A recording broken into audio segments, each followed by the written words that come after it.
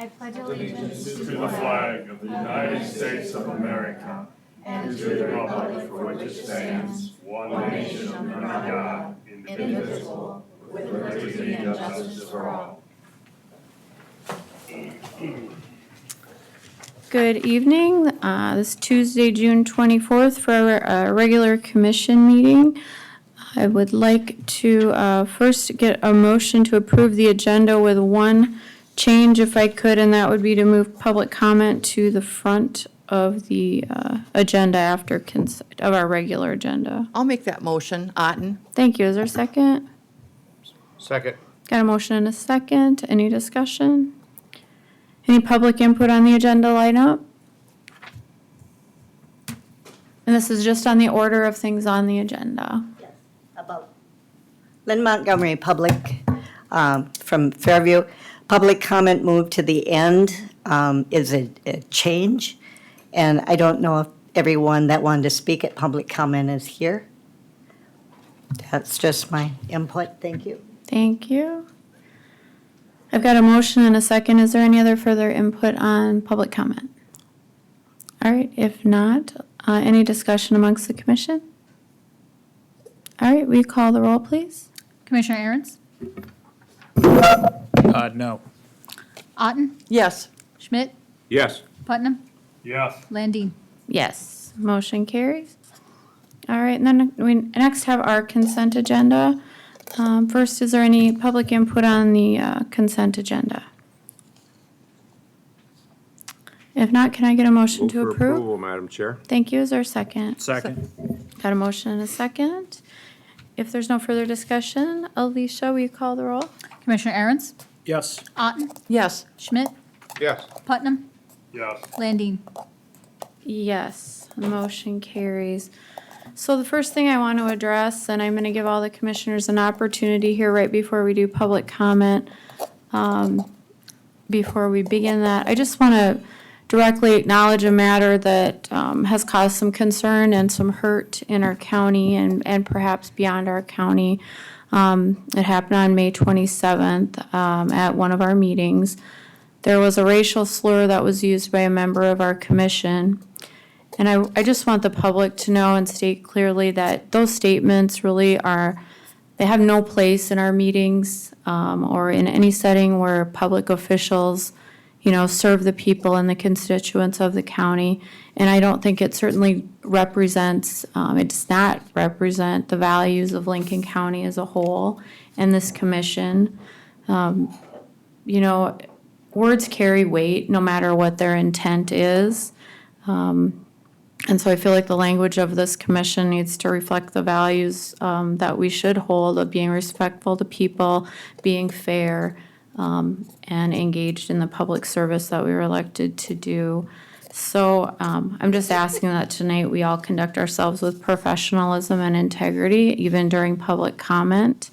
So I'm going to welcome people who wish to speak on the issue and the event that happened on May 27th, or any other matter of public concern that you have here tonight relating to the services or the policies of Lincoln County. I'm just going to ask ahead of time that all speakers follow our public comment policy, and that includes the time limits and the decorum that is required under the policy. So that is appreciated in advance. So first, I'm going to open it up for other commissioners to make comment on what happened if they wish to do so, or they can certainly reserve their comment until after the public has had their opportunity to speak tonight. Is there anyone that would like to make, any of the commissioners that would like to make a statement now?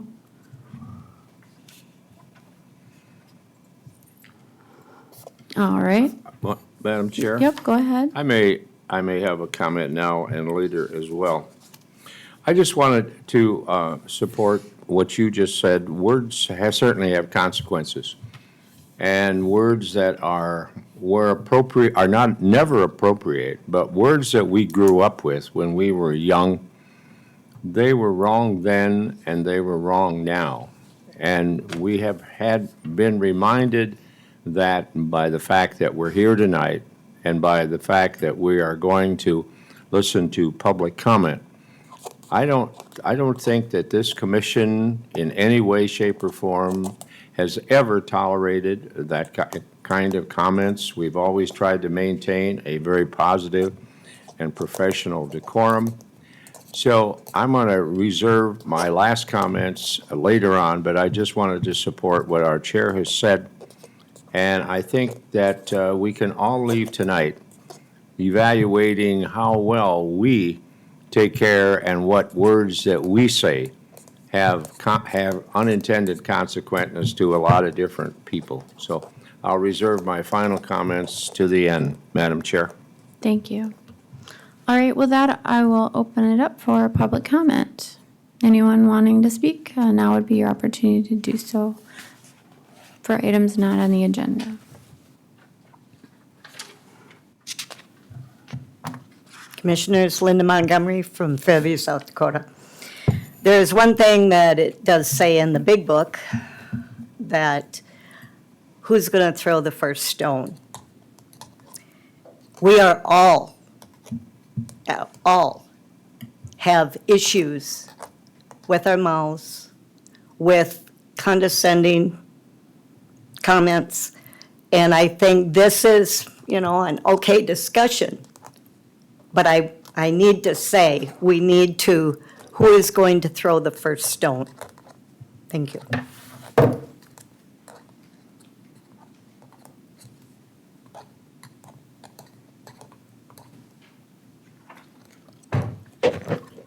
Madam Chair, Richard Rigney, Harrisburg. I wasn't here for this event that happened regarding a racial slur being presented, and I'm not sure if it was somebody on this side of the wall or on that side who did that. But a couple of things I will say as a retired United States Air Force veteran. I understand the consequence of using such language and how it can offend somebody, but I also understand that somebody else's offense and language that we use is not necessarily our responsibility. Somebody may call me ugly for just as an example. I have the choice in that case to either be offended or walk away and brush it off like it's just words that they use. And as somebody who has now started working back at the National Guard base and working around military people, we joke around all the time. No, racial slurs aren't thrown around. We have more respect for each other than that. However, joking insults and things like that happens all the time. And again, each person has the choice to either be offended or to not be offended. There are some things, there are rules and regulations that, are in place now, but I can tell you when I started my military career, those type of rules and regulations weren't necessarily, if they were in place, they certainly weren't enforced. And it was kind of the same thing. People had their choice to be offended or not offended. And as we all know, the First Amendment exists, freedom of speech. But I do support the fact that you're presenting this and you're saying, this type of language shouldn't be involved in meetings like this, and I understand that, and I agree with that. But I just wanted to make the point that everybody does have the choice to be offended or not offended. Thank you. Anyone else?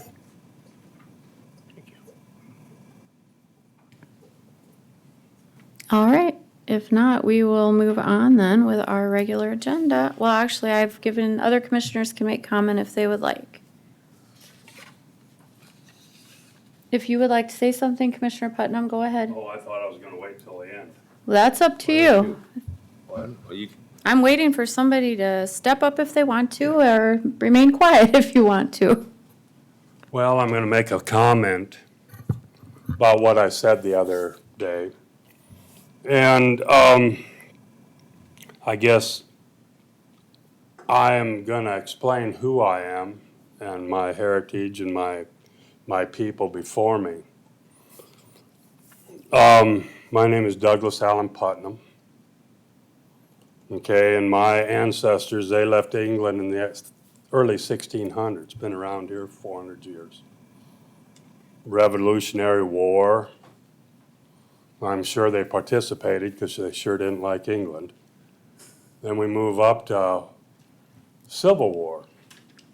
We fought on the side of the North to preserve the Union, free the slaves, and then we become Republicans at that time. Then we move up to World War II. My uncle, he was part of a crew on a bomber in England. My dad, he went to Japan right after things happened, went in there.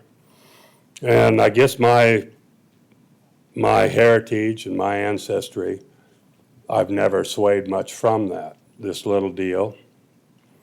I talked to, I got to get his name right, Rabbi. And I don't want to mess it up, because that'd be worse.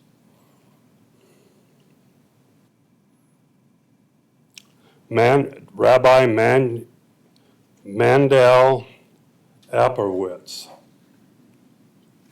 I probably got it wrong. I'm sorry about that. But anyhow, him and I had a nice conversation, and he decided this whole deal wasn't a big deal. It happened. So he wasn't offended. But he emailed me before he talked to anybody else. They were calling him, the press and whatever, and he wanted to talk to me before he talked to them. And we did.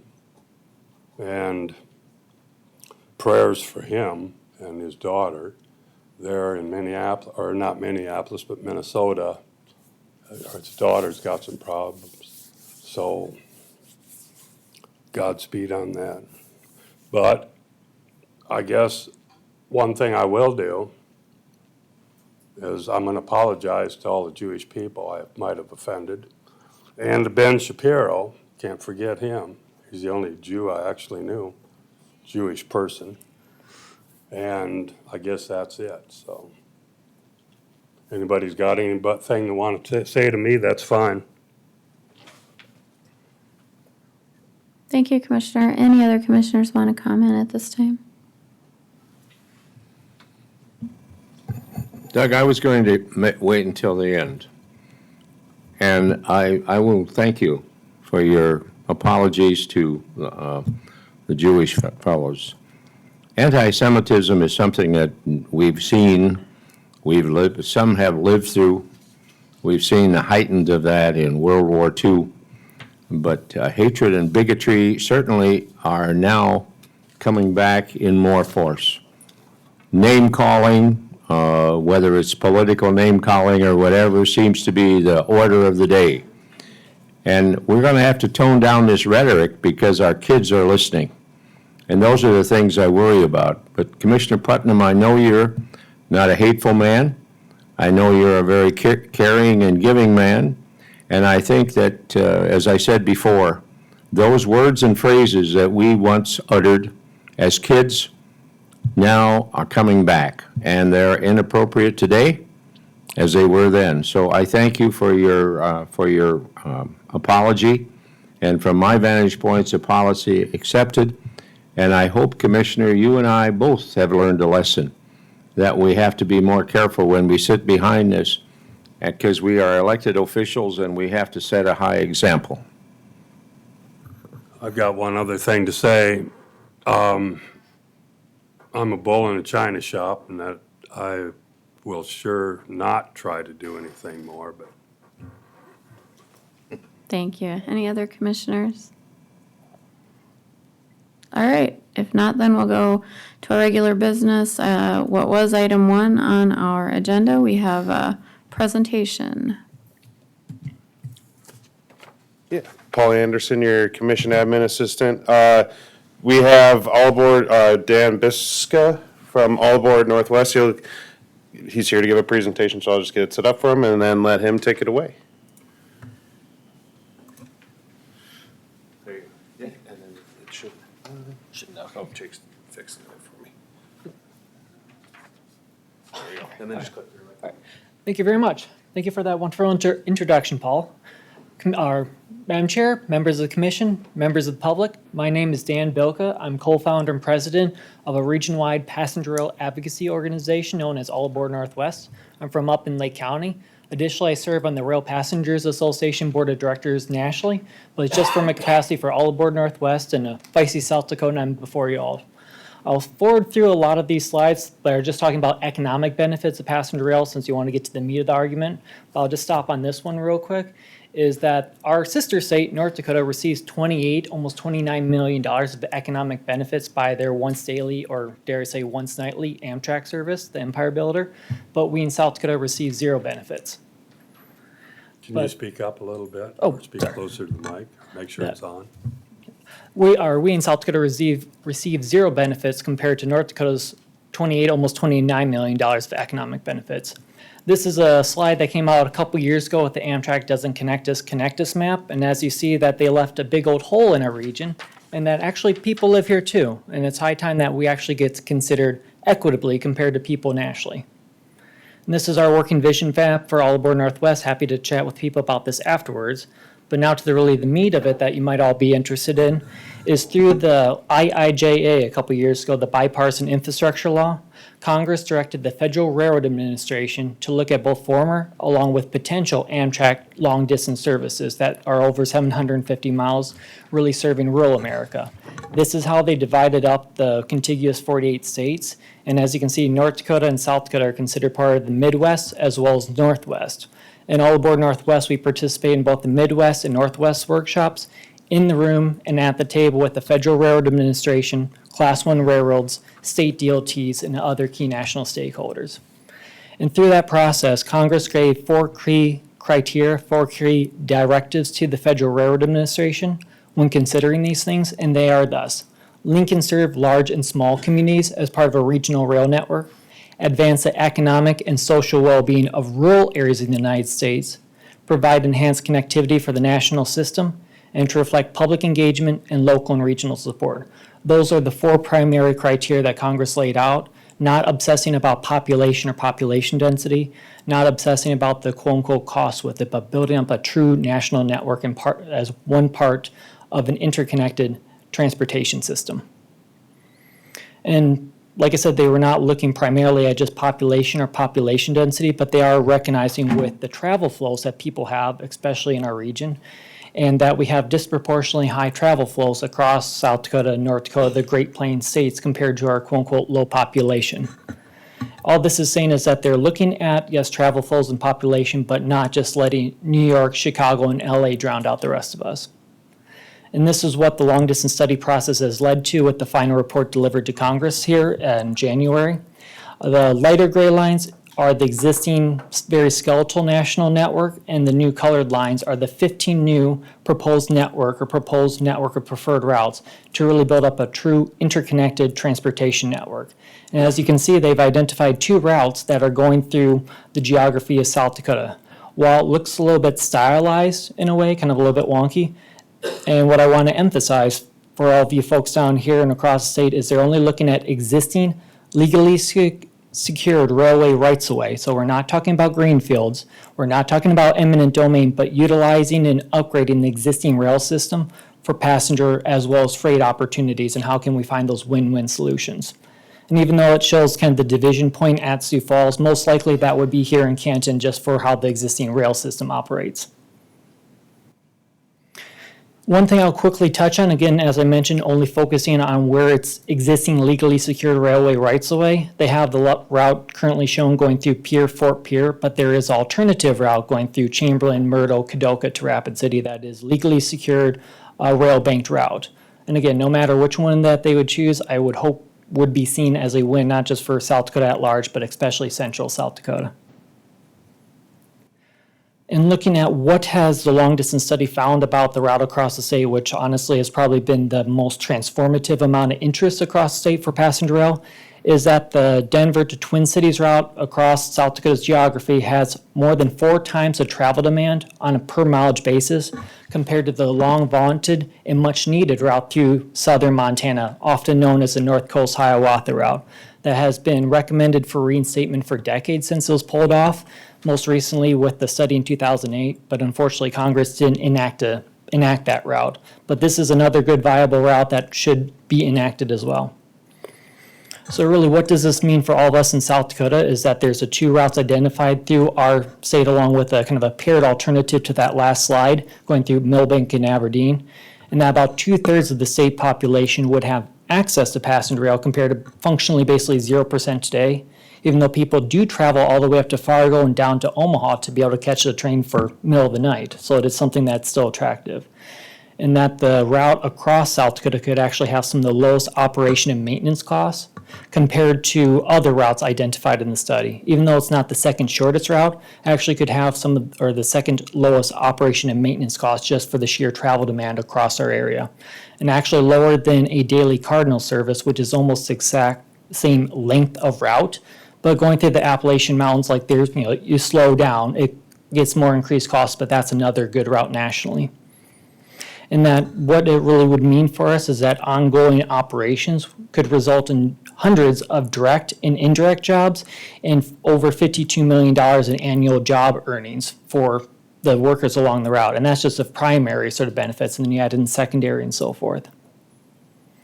And again, this is a slide that's really showing the estimated job safeties and earnings, and I just mainly want to focus about the jobs, like I said, 1,000 or more jobs along the whole route, and $52 to even $74 million of economic benefits or direct benefits for jobs earnings.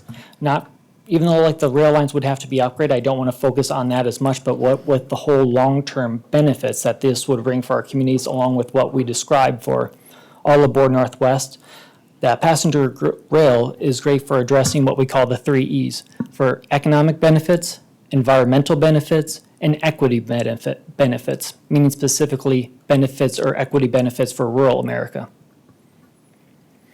I'll just quickly go through these real quick about myth busting about population again, population density. They say population density, which is a factor, but it's more so having where it's available, especially in the rural expanse of the American West.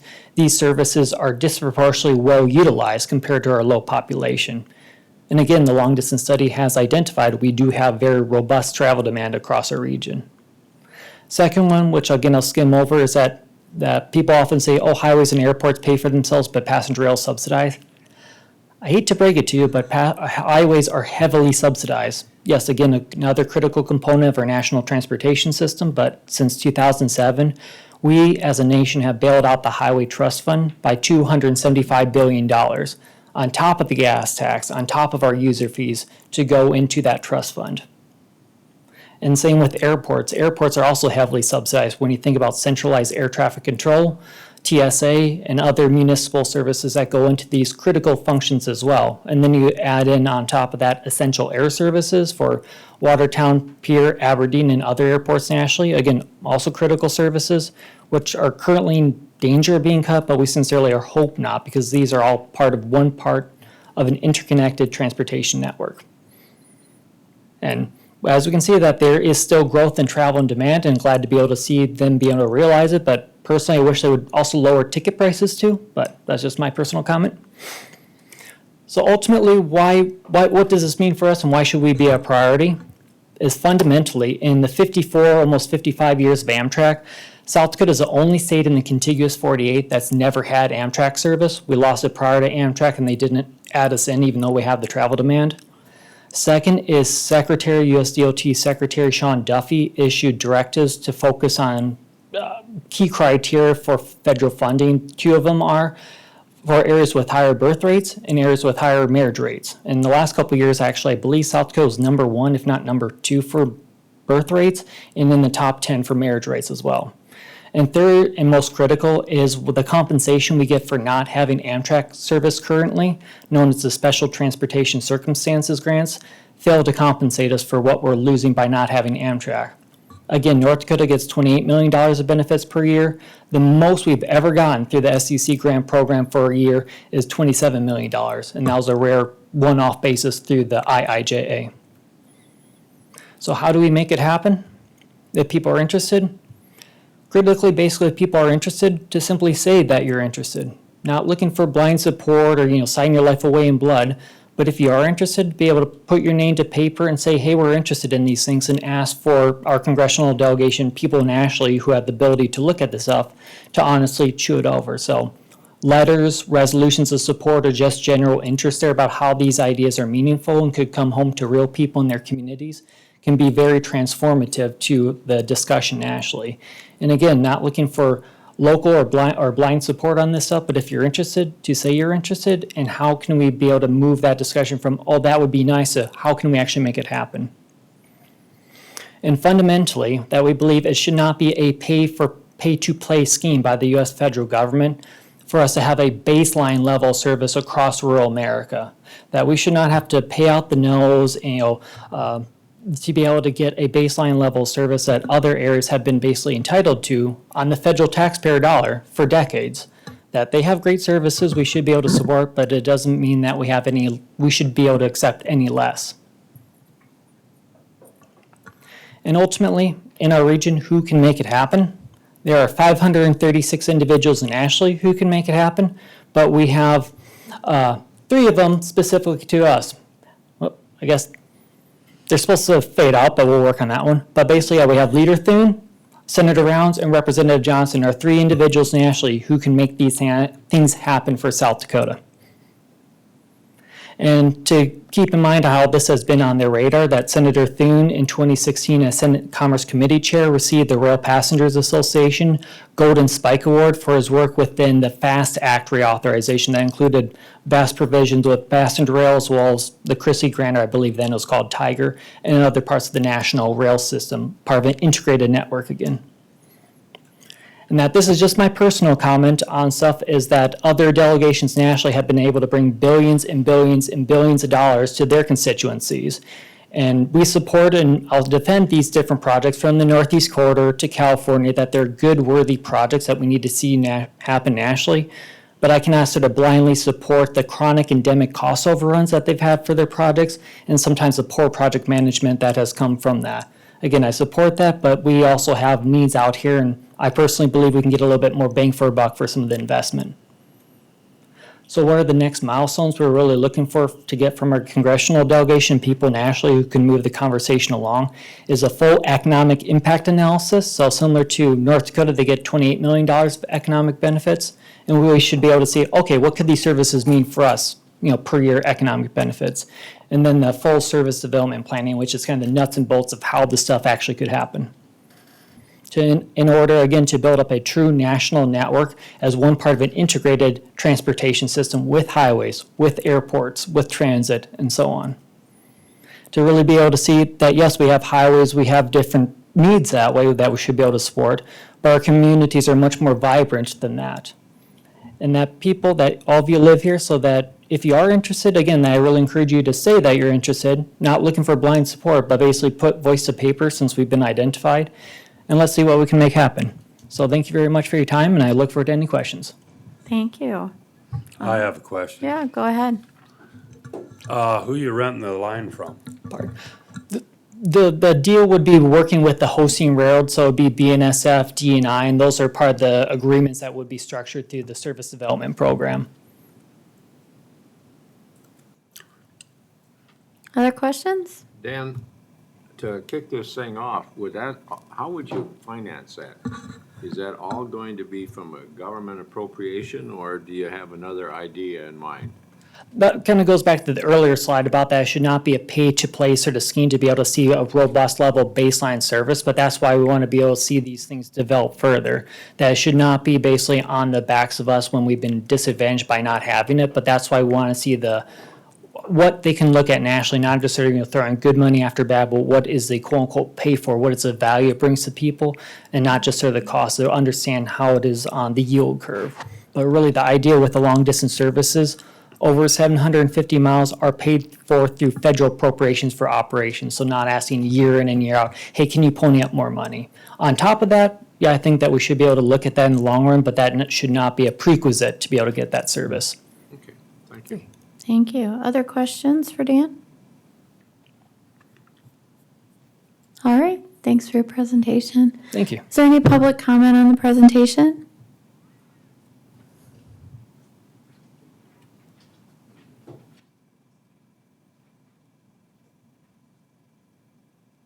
Montgomery County, South Dakota. I would not support this in any way, shape, or form. Our federal government is broke, and I don't think we ought to be throwing money after something that we've been living without for many, many years. Just my opinion that we should not pursue this thing. Thank you. Thank you.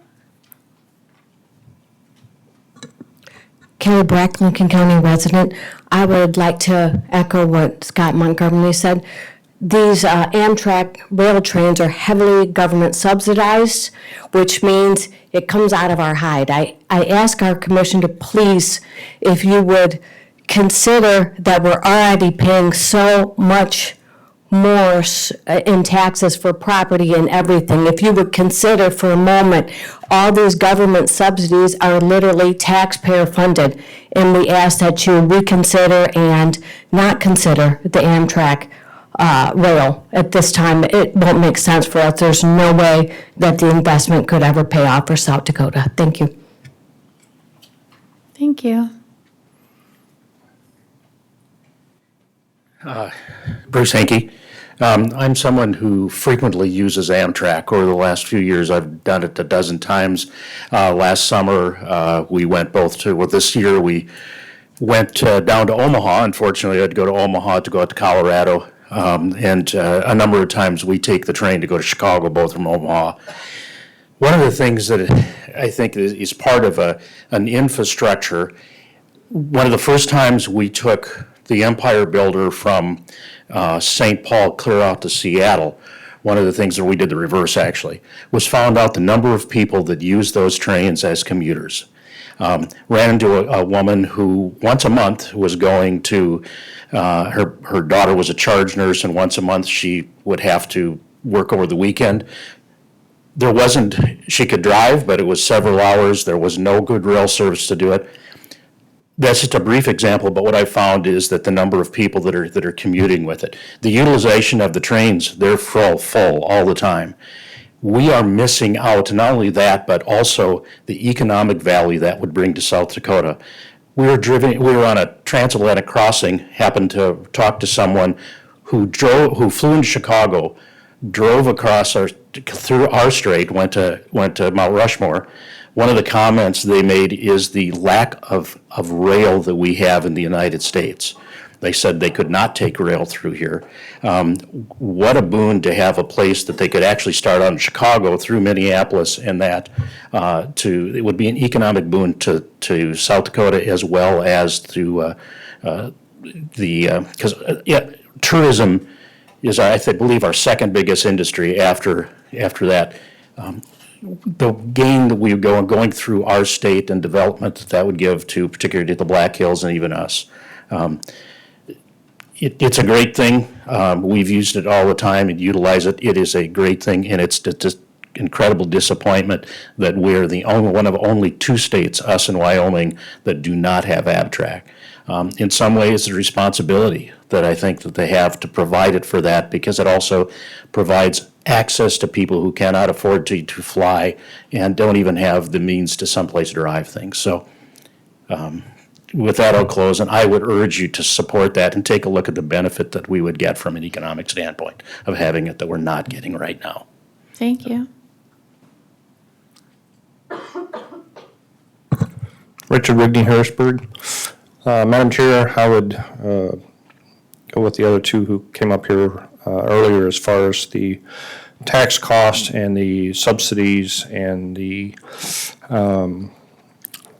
true cost of what a rail system, although there might be some economic benefits to the county, maybe to the city of Sioux Falls, the cost to the individual taxpayers is going to be significantly higher. I would be in full support of a Amtrak type system if it was fully funded by Amtrak. If they came in and said, "Hey, we're going to set up shop here. We're going to bring a route through here, and those who use it are the ones who pay for it," fully support that. But that's not what happens. What happens is they come to the local governments, they come to the state governments, they put their hands out to the federal government, and they ask for tax money And that's a continuous faucet that never gets closed. As we know, once a system of taxation goes into place, it doesn't go away. We've learned this ever so well in the past 6 months with what's happened in Washington DC. So, yeah, I would support it if they would fund it themselves, or if they'd find private backers, things like that. But I do not support tax money being thrown at yet another program. Any other public comment on the presentation? Hi, Sarah Stever, Lennox, South Dakota. I have a couple of questions for our presenter. How many towns, well, first of all, what time of day does the train actually go through South Dakota? Because I've looked into going to La Crosse to the northwest, and it was an overnight trip. And so the towns that we would have been going through in North Dakota would have happened in the evening, which maybe is a blessing, but would have been in the dark. And how many towns do they stop at that would actually have a station that might have an economic benefit tourism-wise? And what kind of jobs would the 1,000+ jobs be? And is it self-sustaining? I think maybe you've already answered that. And then how many of the subsidies would be coming from the state? That would be really helpful. I enjoy riding in trains, but I'm just not sure it's practical for South Dakota. Thank you. Thank you. Any other public input? All right, sir, if you'd like to come up and address those things, you certainly could. I'm just going to ask you to keep it brief, please. Definitely. Well, thank you. Well, first of all, that I will refute that passenger trains actually do pay for themselves, just not through the quote-unquote fare box. That the long-distance trains bring 5 to 10 times the rate of return on taxpayers' equity, especially the long-distance trains. So up through North Dakota and the Southwest Chief south of us bring over 10 times the rate of return on taxpayers' equity. And that to remind people that there's no form of transportation that isn't subsidized. From the roads out here to the airports to the national or inland waterway system, there's all subsidies, but it's what the value that it brings to the American people and our communities. And on the question for communities, one I'll pull up as a good precedent is about Meridian, Mississippi, a vibrant community, 40,000 people. They spent $7.5 million in new Amtrak intermodal station and got over $200 million of development in their downtown area in the last 20 years. As for the time of day and the station stops, that's really why we want to be able to see this full service development planning conducted to be able to look at the nuts and bolts, what could the runtime be? But that's why our advocacy is to have twice daily service, that every single station stop should have a right to daylight service. As for station locations, they usually say 40 to 60 miles is kind of the rule of thumb for quote-unquote long-distance routes. But because of the unique attributes that are out there here, I think that there very much should be a stop in Canton as well as in Sioux Falls. So thank you. Thank you. Thanks for coming in for that informational presentation. All right, we're going to move on to our equalization budget. Good evening, Carla. Good evening, Madam Chair, Commission. Carla Wilson, Director of Equalization. Here tonight for the budget workshop session. We were asked by department heads that any department that had a 3% increase in their budget or a vehicle request come before you with information regarding our request. During the April 1 budget meeting that we prepared for the commission, department heads prepared for the commission, I had indicated at that time with that meeting a replacement of a 2005 Dodge Dakota. I am actually, instead of replacing it, I am requesting instead to purchase an additional vehicle and not as a replacement. And this, I gave you a summary of, my presentation tonight. It was in your packet. and I don't want to read it verbally to you, but I will summarize some of the highlights that I would like to present to you tonight. I'm looking to add an additional vehicle to the fleet. One of the oldest vehicles that we currently have is a 2005 Dodge Dakota. It's over 20 years old at this point, has 107 miles. Although it's not been a lot of maintenance on the vehicle itself, it is growing increasingly unreliable. And adding an eighth vehicle to our fleet would better ensure, like all of the appraisers have reliable transportation. Our fleet currently consists of a 2025 Equinox. I just replaced a 2008 F-150 that will be inventoried within the next 4 to 6 weeks. So that was a replacement. I did budget for 2025 a $42,000 Ford Explorer. We scaled that back for this budget year, and I purchased a 2025 Equinox. County savings was about $12,000. We also have a 2021 Dodge Durango, 2019 Chevy Equinox, 3 2015 Chevy Cruzes, and again, the 2025 Dodge Dakota.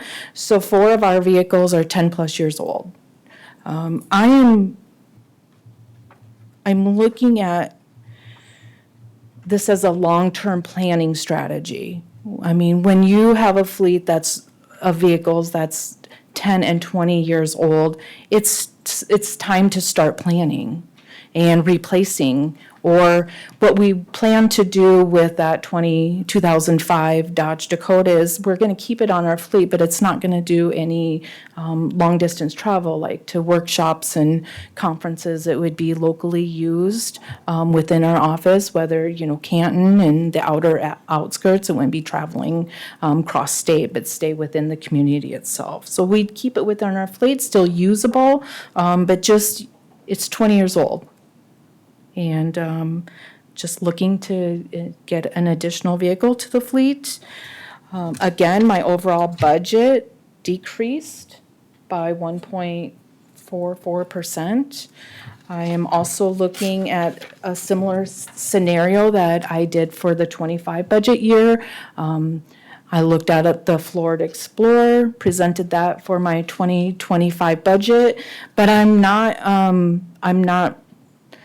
I would still consider something less than that. Again, we have a couple state bid that we can choose from. This is an Iowa state bid that often the sheriff's office refers to.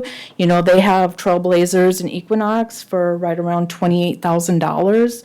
I would be an open mind in keeping those vehicles in consideration. Also with state bids, this is what we did last year, or excuse me, for this budget year. We took the state bid information and we presented it to our local dealerships to see if they could match the state bid price, which they did. So we kept our purchases local because they could offer the pricing of the state bids. So I definitely would take that also into consideration. I visited with the county auditor. She also has a vehicle, 7-passenger vehicle that she would like to purchase. If we visited amongst each other, if one of the offices were to get the 7-passenger vehicle, I would definitely, if that was approved in her budget, then I would scale back and get something less in my budget. So that's all I have. Do you have any questions? Do any of the commissioners have questions for Carla? Carla, you were able to lower your overall budget by what percent? What'd you say? 1.4%. How'd you do that?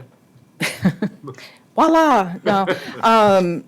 Well, every year we take a look at many different line items. So a couple of the line items that we take a look at each year is our training and our travel and conferences. Sometimes our travel and conferences and training takes us out to Rapid City, and sometimes they're close by, they're in Sioux Falls. So, you know, our lodging, our per diem go down. A lot of our travel and conferences and our training are on the eastern side of the state, so the commutes aren't as far. Our school in our conference in 2026 is in Sioux Falls, so we don't have to get motel rooms for the assessors. So we look at that each and every year. Also supplies and materials, they go up and down depending on what we're doing in our office each year.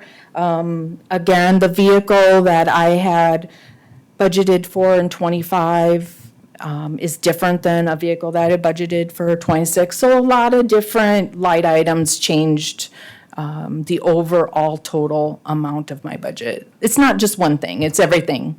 Well, I think what it points out, Carla, is that you and the rest of the department heads take the responsibility of guarding those budgets as tight as possible. And you try to drain every dollar we can. And I think the taxpayers ought to realize that, because we have some very fiscally responsible department heads, and I congratulate you on your judiciousness. A percent is a percent regardless. Right. It's not an increase, so there you are. Thank you. Thank you. Great job, Carla. Thank you. Yeah, other comments or questions for Carla? All right. Thanks for the presentation, Carla. Thank you. Is there any public input on the presentation?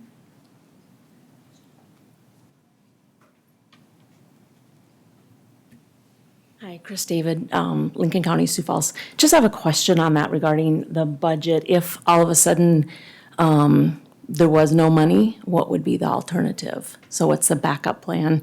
I know as far as our family, you have an emergency fund or different things, but if all of a sudden something happens and the money's gone, we change and we don't get maybe what we needed, or we have alternatives. So my question is, if all of a sudden there was no money, what's the backup plan, or what's an alternative? Thanks.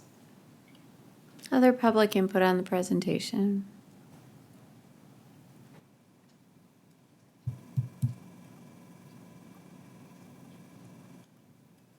Good evening, Linda Montgomery from Fairview, South Dakota. Sure seems like people want cars this year. I do too. And, you know, I understand that everyone wants a brand-new penny. They want to drive a brand-new car. We as taxpayers probably don't see that as a priority. And I know in my life, it was a big deal when I got a new car. And trust me, if maintenance is done well on a car, just like a building, it's going to last a long time. I just really think with this year's budget, with the amount of things that are in the budget and the I wants in this budget, I really think we need to be pulling this to the reins on all these cars. Thank you. Any other public comment on this presentation?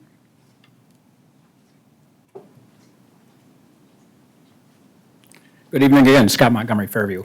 I would just ask that you consider looking at used cars. I mean, a lot of us have to struggle and get by with a used car. You know, I've got a daughter right now that is struggling to make ends meet, and, you know, I don't see that we're any different. I think we should spend our dollars prudently. I mean, you can save a considerable amount buying a 1 or 2 year used car over a brand new one.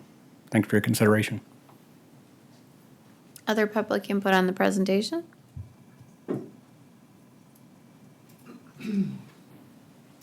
My name is Beth Quayle from Harrisburg. I just, looking at one department that has 8 vehicles, how many vehicles does Lincoln County own for all these different departments? And would it be better to look at people using their own vehicles and getting mileage? Again, as everybody else is saying too, that just the money is like, I want money, give me money, you get money, and they buy whatever they want. So I think we have to rein in on what we're buying. And again, use your own vehicles and get mileage. That would be my suggestion. Thank you. Thank you. Any other public input on the presentation?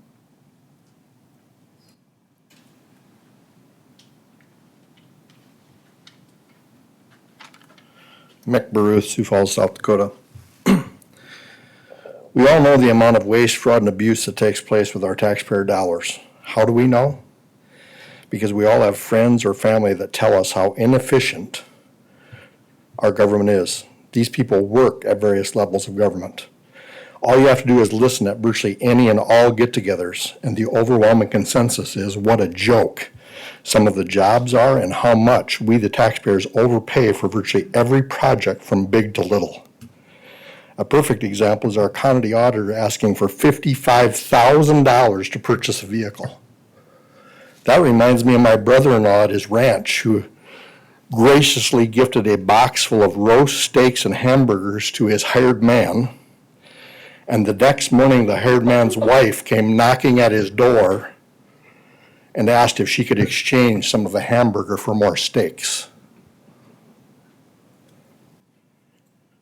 We all know if the public knew 1/4 of how their taxpayer dollars were really spent, there would be much more participation. I thank you for having these meetings once a month at night, and I challenge you to change from 2 meetings a month, or from 3 meetings a month to 2, and have them both at night. More and more people every day are waking up and demanding that our elected officials figure out ways to cut large amounts of expenses. That will require those elected officials to act like good parents and actually say no more often, instead of acting like grandparents who don't have to live full-time with the repercussions of rarely, if ever, saying no. All right, I have time for one more comment on the presentation. Madam Chair? Yeah, go ahead. To the lady who wanted to know, if you'll stick around after the meeting is over, I'll talk to you about that. All right, next we have our treasurer's budget presentation, our work session. Good evening, Franny. Good I'm so evening, used to saying Commissioners. Good morning. Franny Hofer, Treasurer. The only thing that I had different for my budget this year is we received this property tax reduction programs from the state. It gives all the different programs that are out there from the state and when the due dates are, what departments they belong to. I'm looking into putting those in with all of our tax statements that we mail out every year to give the citizens the knowledge that they would need for those. I like that it has the deadlines. Yes. And that's all you got for us tonight? That is it. Yeah. That is what All my right. difference from my budget was. Anybody have any questions for Franny? All right, thanks, Franny. Any public input on our treasurer's report? All right, if not, we'll move on to airport budget.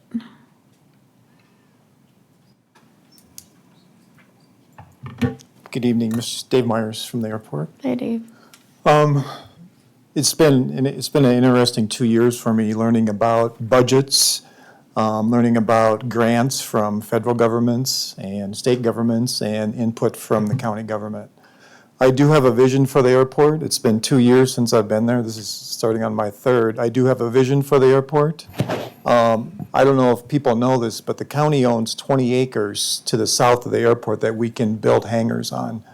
Building hangars would be we'd have about 58 different hangars there with 255,000 square feet, which hangar owners pay a lease rate to the county for that. So that's income that we could generate with that 20 acres if we move forward with that.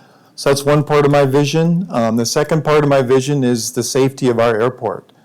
We have a lot of people that run in and out of that airport that shouldn't be doing that. We need some type of a security system to prevent something bad that could happen, such as theft, someone dealing with an airplane doing things they shouldn't be doing. The runway lights, I think all of us know that I've had concerns about our runway lights. I think that's a concern, and I think that should be looked at. Also, I know Mr. Aaron's here has also talked a lot about IFR approach, and a lot of you don't know what an IFR approach is. That means that a person could fly into our airport just using instruments. If something happened in Sioux Falls, or we have business owners that have aircraft at our airport, and I think that would help them move into our airport, and it also would bring more tenants to our airport if we did have that. And also, we did earn money from Senate Bill 144 last year to build a new terminal building. That was a huge project that we were going to go forward with, but that project was $1.25 million, and the county had to bring a share of that to support that. As of now, we're not going to do that, and that's a savings to the county around $300,000. So we're not going to do that. In place of that, there's a paved area that we had all set apart for the terminal building. We would just like to pave that over and use that for more parking space. Some days, on Saturday afternoons or Sundays, our ramp is just full of aircraft. My budget is changing. It changes from year to year because of projects. Projects meaning our north ramp, which is over $1 million, and also our south ramp. This year, we don't have a major project going on. We just have development of our south 20 acres, doing some surveying and some sketches to be moved forward with that. My bullet points, we have 75 hangars currently out there. We have over 100 aircraft at our airport. We're the busiest general aviation airport in the state. We have a flight school. We have a fuel revenue that we get back from the state. And we just have a lot of positive things moving forward with the airport. My budget, let's see.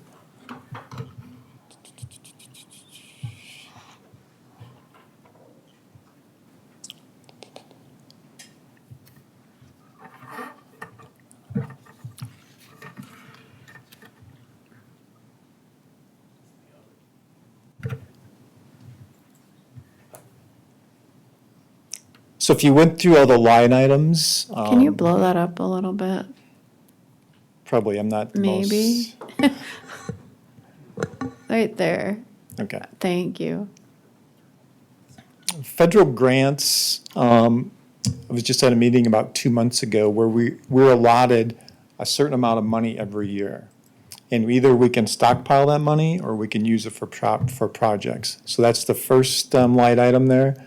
Currently, from what our state and federal people say, we have $150,000 that will be apportionated to our airport every year. So we have some options at what we can do with that. As we scroll down, I have in here about repairs and maintenance. Repairs and maintenance would be to the runway lights. I received 2 bids from a company here in Sioux Falls and also Aberdeen. A major difference between the two. I think we can get all our runway lights replaced for around $19,000. The company in Aberdeen was about double that. As we move forward, the minor equipment. One of those things would be the security of our airport. And also, Mr. Schmidt and I have talked about some other avenues that we can work on, making our airport a better place, such as paving the existing ramp that we were going to use for the terminal building. And there's some drainage issues out there at the airport that need to be addressed. This is, if you look at this item where it says airport improvements, it's $300K. That's not going to happen. We're not going to do that. That was for the terminal building. That's been axed, so. What number should we have under there then? If we move forward with the paving of the taxiways in the south 20 acres, the estimate of that is $950,000. 95% of that will be covered by the federal government and 2.5% by the state, and the other 2.5% would come from Lincoln County, which would be $23,125. Okay, so I'd have to budget for the 950 for the project and then the revenue. Thanks, Paul. Correct. Dave, if you know, and I don't mean to interrupt the flow, but I'm going to, will it all happen in the same budget year? The grant for the taxiways, for the south 20 acres, we won't know until August through October if we get approved for that. We've tried for 5 years in a row to get that, it's called BIL money. We've been shot down 4 different times already. So hopefully 1 out of 5, maybe, I don't know if I just don't know. There's just a lot of people that want to put their hand in the cookie jar to get that money. So I really can't give you a really good answer. No, I Our appreciate that. engineer, Thank you. our engineer's saying we have a good chance, but they've said that before on other projects, so. You know, Dave, excuse me, Dave, I know that when you mention developing those 20 acres, well, we can talk about the cost. There is a revenue factor in there, and when you got 450,000 square feet of hangar space that you can rent for ground leases and rent, which we're going to change, we're in the process. So there's also a big revenue, so you gotta spend money sometimes to get money. And when you get that kind of money, you know, talking in for ours for under $30,000, it's also. So I got a comment at the end, Dave, for you whenever you're done. So I think I'm done, so. Anybody have other questions for I Dave? just want to make a comment about Dave. Go ahead. I had the privilege this year to work with Dave as his liaison from the commission. And I laid a challenge on him that we were going to be revenue neutral. In other words, we didn't take any money out of our general fund that we didn't earn.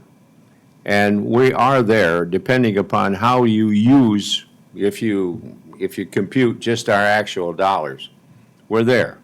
So that the airport, you know, has always had this bad report, the airport, who wants an airport? Well, maybe a lot of people do that. And it's high time we recognize that as an economic benefit to us that can return money in a larger sense than it costs money. So Dave has done a job. He's thinking on a long range. We've had an airport advisory board that we've energized that I'll be bringing back some ideas on, and those are individuals that are very committed to the airport. They're very successful business people, and they wouldn't own airplanes and own that if they hadn't been successful. The other part is we're looking at how can we run this in a more efficient fashion, and how much money can we obtain from new leases and ground leases. So we've had reports and we've had studies done from around and what the charges are. So that'll all be coming out here in the very near future. But I think our airport is well on its way to becoming the kind of thing we would want it to be. And David, I'll take the Grinch because I didn't think we needed to have an airport terminal. I didn't think we needed to spend $300,000. And I just don't. And I don't think it's terminals don't make money. And what I was looking at was anything that we can do to make money, that's what we should be investing in. And that's what Dave has been doing. Congratulations and thank you. Thank you for that. Can I make a comment? Sure. So what numbers are we going to change in this budget? Because I need to get it put into the system so that I can represent them when we do the next step. Right. So if you want to tell me. Do you want to talk to Dave about what numbers are getting adjusted first, or do you want us to do that now? I mean, doesn't matter to me. I think he's got them. Yeah. Well, see, and I think that the security needs to come out of IT. That's historically where it's been instead of the airport, so that he can manage the cost on it. Do you want, Dave, are you okay talking to Sherry about making those adjustments that you've talked about tonight in the security IT budget item? Yes. Thank you. Madam Chair. Yeah, go ahead. So, yeah, I just want to piggyback off Sherry's comments. Yeah, I mean, if that's what works best for cost control, that's good. because then the people here at the county who purchase those things can manage those costs better. But I also think that if we're going to have expenses that are allotted to one department managed under the budget heading of another department, we need to have some kind of function, some kind of budget control function in place that creates transparency, not only for us as commissioners, but as the public. So, for example, when you start putting all security functions of the county, like let's say security cameras and Wi-Fi and this and that, it would be nice to know, with a line item, not just under the word security, under the IT budget, but you put airport, building and grounds, auditor's office. You see what I'm saying? Like, we have line items there, and then the public knows, oh, okay, we just shifted a $10,000 expense from the airport to the IT department. That way, then, the taxpayers, but frankly, us as commissioners, then we know how expensive it is to run an airport. So that would be my first comment. My second comment is, Dave, thank you for inviting me and my son out to the airport for a tour. It was very informative. It was fun. My son just started private pilot lessons with Legacy Aviation out there, so he was super jazzed up about going out there and getting a tour, so thank you for doing that. But also gave me a better understanding of where we're sitting right now in terms of hangar space and future needs. And I just want to make this comment to the public. Lincoln County has probably possibly a once-in-a-lifetime opportunity here out at the T Airport to turn this airport from a operating in the red to operating in the black.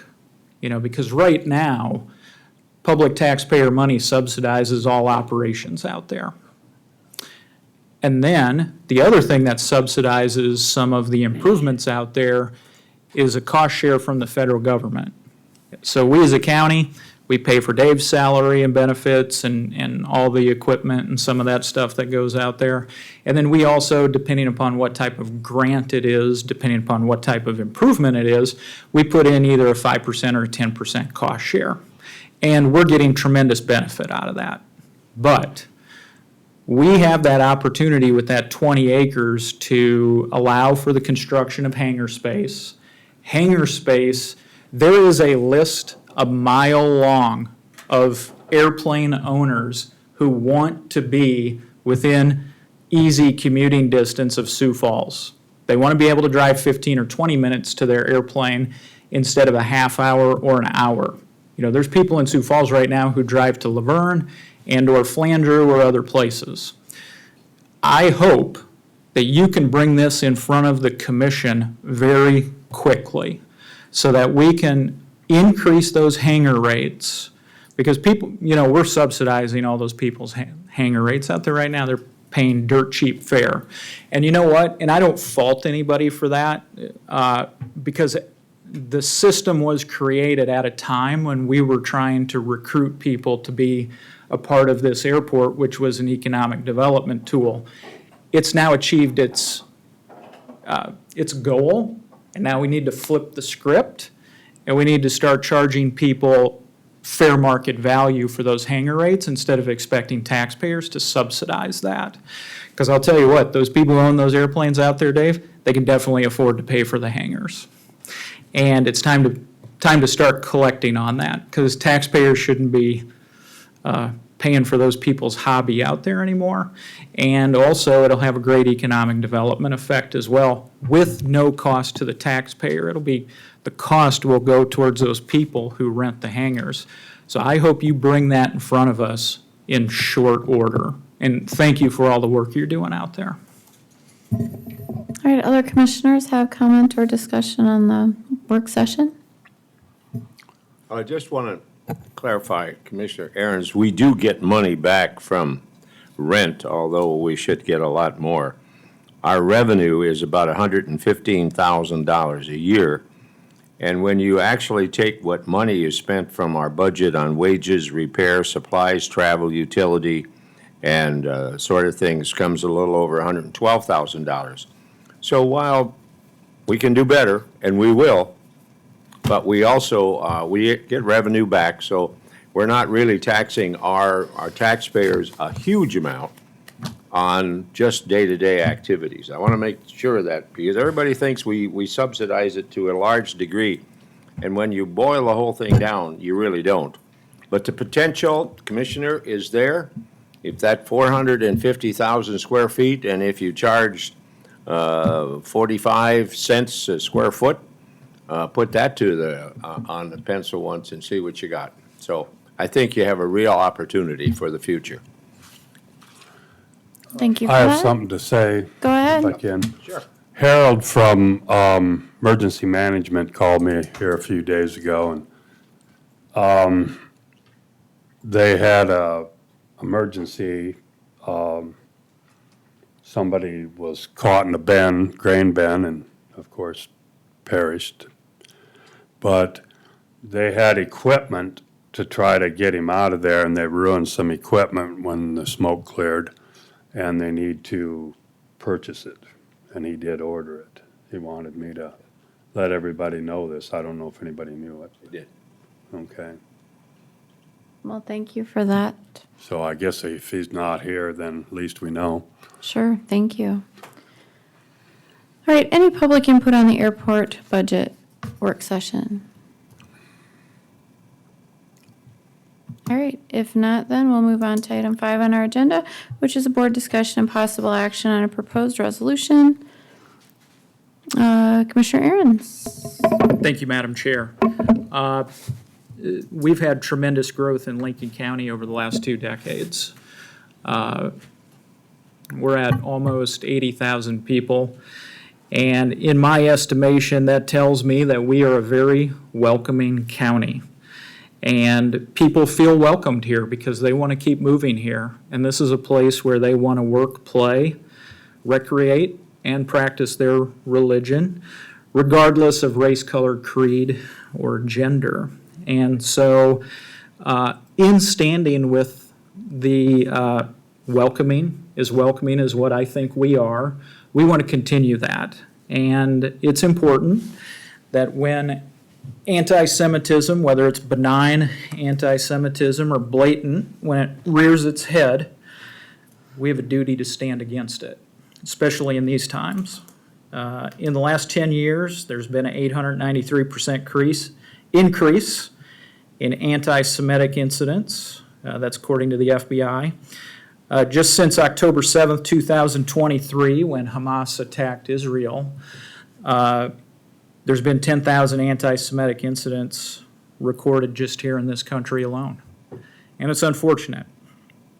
And when anti-Semitic comments, whether they're blatant slurs or, I think in this instance, just outmoded and outdated, they unfortunately give cover to groups and people who have much more sinister designs than typically what the people who just say them.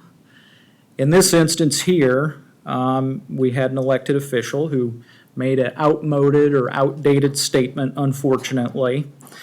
But for those of us who have the privilege to serve, there are people and groups out there who will use what we say to their advantage. And we want to deny those groups and those people the advantage that they get from that.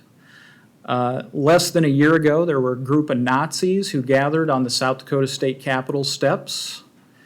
And those people find comfort, both politically as well as emotionally, when they hear elected officials making, even if they're an unintentional statement.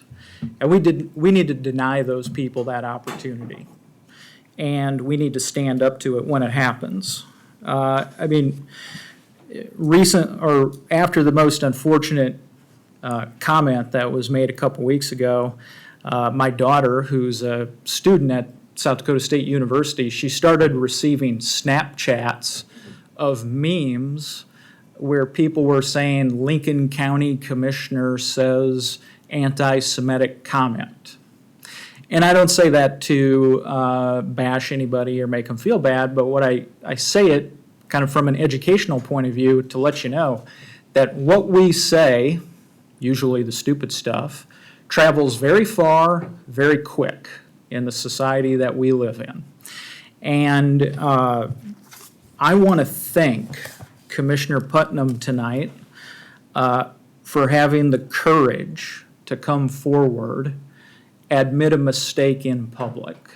And I also appreciate him telling the personal story of his family. You know, the Putnam family, you can Google, this is online, you can Google this. The Putnam family came over on the Mayflower to escape religious persecution. And so I don't know what's in Commissioner Putnam's heart, but I can tell you what he's told me.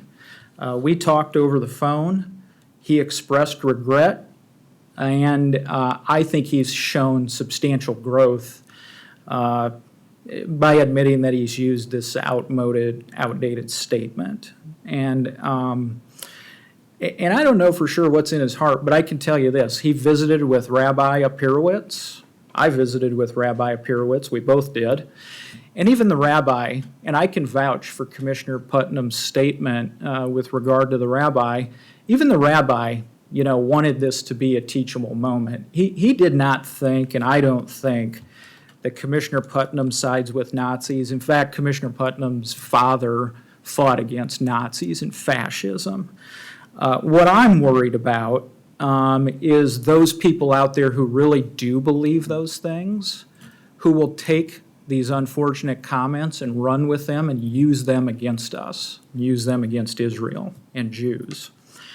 You know, personally, I represented a man whose wife was put into a permanent coma in August of 2001 in the Jerusalem Sbarro suicide bombing. She was attacked by Hamas, and she was simply eating lunch or dinner at the time. And as a result of a suicidal bomber, she now is in a lifetime coma. And so I got to know him. I got to know her family very well during the course of my representation of him.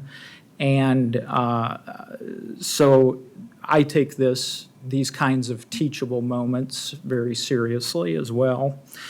And, you know, I'd be remiss if I didn't say that I have distant, not recent, but distant Jewish ancestry as well.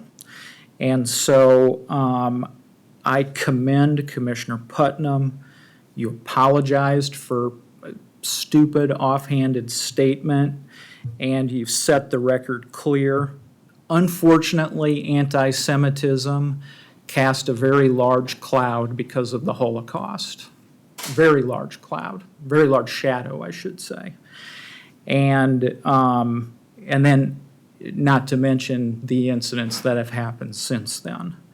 So I think this is an excellent moment to learn from and to grow from.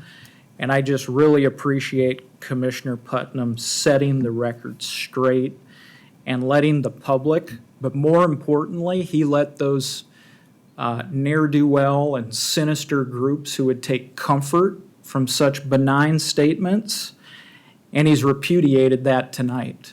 And we'll be able to forever use his comments against them if they attempt to find comfort in his outdated statement.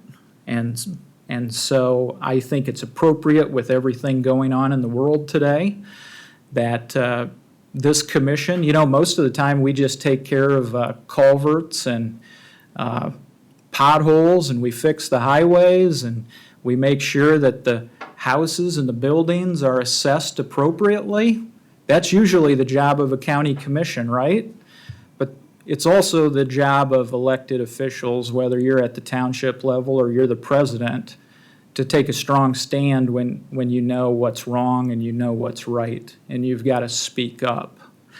And so that's our job tonight. And so I would just appreciate the support of all the commissioners for this resolution. Thank you. Any commissioners have any comments or questions for Commissioner Aaron's? All right. Well, with that, Madam Chair, I just make a motion to pass the resolution and have the chair sign it. I'll invite public comment before we do. Oh, of course, Before we yeah. take a motion. Is there any public comment on this agenda item? All right, if not, Commissioner Aaron's, you want to make a motion? So moved. Thank you. Is there a second?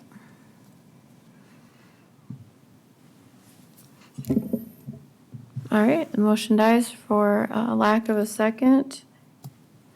Any further discussion? I have a comment. Commissioner Aaron's, I don't find any fault with anything that you said, and you spoke very eloquently and very clearly and succinctly. My concern on this one is this. This particular resolution mentions one ethnic group. I think we should take the time as a commission and discuss this and come back with a resolution that condemns all bigotry, all discrimination against all groups, whether they be the Jewish family, whether they be Native Americans, whether they be Hispanic, whether they be immigrants, and a little comment, if I may have levity, against Norwegians, you know. But anyway, I just think that this situation right now, I agree with the climate that's out there, but I would rather have the commission as a group talk this thing through, come back with a resolution that's been well thought, well vetted, and include all ethnic groups, and then we put that on the record. That's my comment. Thank you. Any other commissioners for discussion? Madam Chair. Go ahead. All of our elected officials that are representing Lincoln County, including our congressional members, and the overwhelming election of South Dakota of President Trump, they all, and us in this commission body, believe in the state of Israel, and we are active supporters of Israel. Last year, the legislature passed House Concurrent Resolution 6004. There were only 4 individuals that voted against it. Sadly, they were all Democrats, but it affirmed with legislative support the commitment to the state of Israel. It was called resolution. It was affirming the legislators' support and commitment of the state of Israel. So every elected official here in Lincoln County, along with there not being any anti-Semitic demonstrations in Lincoln County, that is why I could not support this resolution. Thank you. Thank you, Commissioner. Any other discussion amongst the commission? Yeah, Madam Chair. It's unfortunate. People of Lincoln County are looking for conduct, not words, at a time like this. There's not an 893% increase in anti-Norwegian conduct. There's not an 893% increase over the last 10 years in other types of ethnic groups.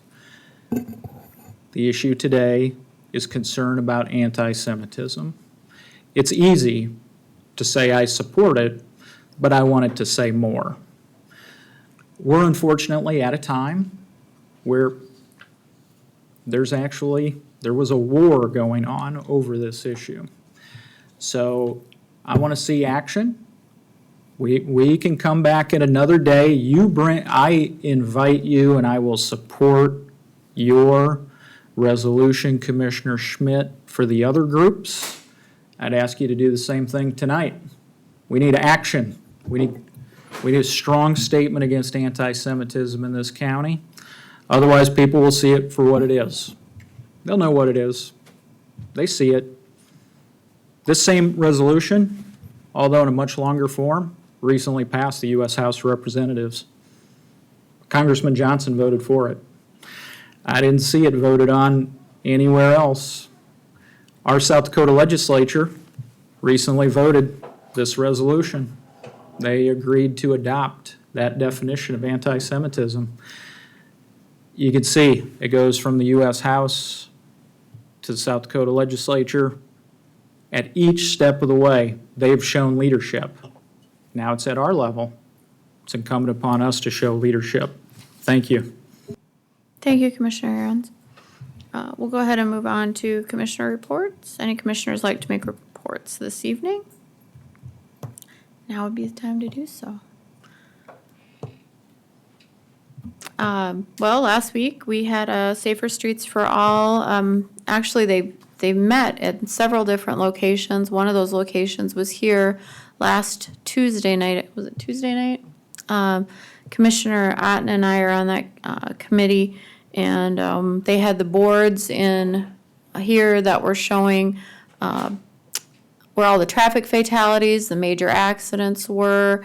Again, there's a survey online that you can go to. You can get to it right off of our website, and it is going to, it's what we need to do to put in place any requests for funding for our roads to improve some of those intersections that do have more fatalities and accidents and things like that. So it'll be interesting once that study is done.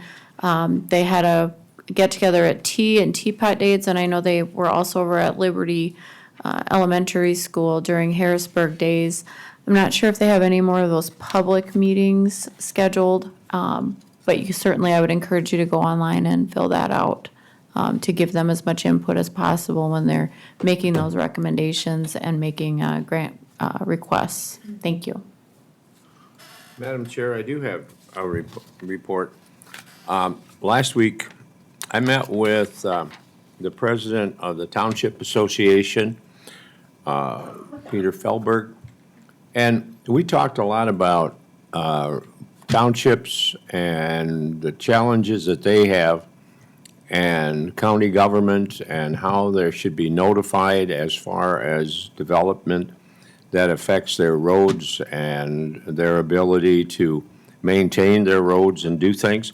One of the things that I think you should all know is that our director, or our planning and zoning director, Toby Brown, has gone the extra mile all the time and notifies any township where there's going to be a development. And that could be a hog or a confinement, it could be a dairy, it could be some kind of agribusiness related thing. So we do really go out and do that. So the other thing that I wanted to just throw out, I found my paper, is that CCOG, Southeastern Council of Governments, of which we are part of the 6 counties that go there, they have now got money for surveys for communities. So they can go in and you can do a housing survey of your community to find out how many owner-occupied you have, how many rentals you have, and all that kind of stuff. So that, you know, and you got to look at the cost, so that if you're a community of less than 1,000 people, the cost would be to, you know, that's going to be kind of heavy because it's around $10,000, of which there is funds available to offset that, about 50%. So if you're a town of 1,000 to 5,000, the cost is $12,500. Again, you get funds available that will reduce that cost. And if you're a community over 5,000, its cost is $15,000. Again, that's about a 50% match. So this is a way in which CCOG is trying to look at the housing situation, affordable housing, to find out what kind of affordable housing Canton has, or Worthing has, or Harrisburg, or Lenox. Any of those communities can make that available. And I know they got to come up with some funds, but what a tool for development purposes. So if you have a developer that wants to come in and that company knows that there is opportunity there, that's a good way to make that presentation to them. Thank you, Commissioner. Any other commissioners have reports tonight?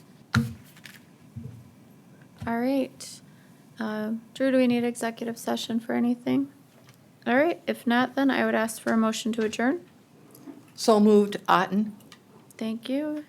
Is there a second? Second. Thank you. Got a motion and a second.